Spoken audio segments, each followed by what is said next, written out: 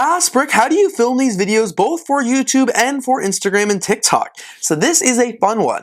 I actually film these videos and the videos that you see on Instagram and TikTok of the Asprick episodes all the same way. I film with my DSLR. I'm filming it in long form content right here in front of like the cameras behind me, monitor there, all is great. And then what I do and how I upload them to Instagram and TikTok as well is I actually just edit it down. I just like shrink this onto the sides here and only show this vertical part of my face. Anytime that I have any overlays or stuff like that, I try and crop them as well, or I'll just make them a little bit smaller and then add a black background or something like that so you can still see the full image. But the reason I do this is just because it's the easiest way for me to film all this content. I have to film one take.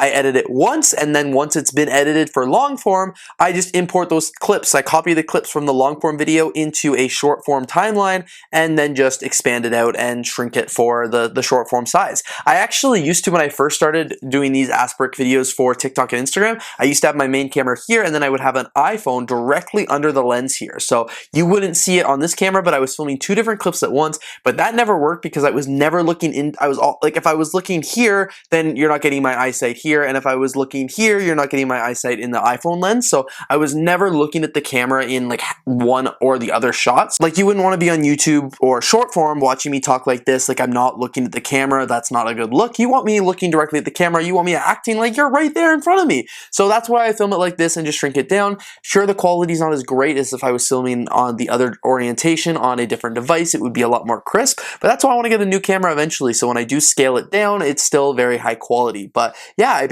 just filmed the same clip once and I just edit it two different ways, and it's the best way and the easy way to allow me to produce that kind of content.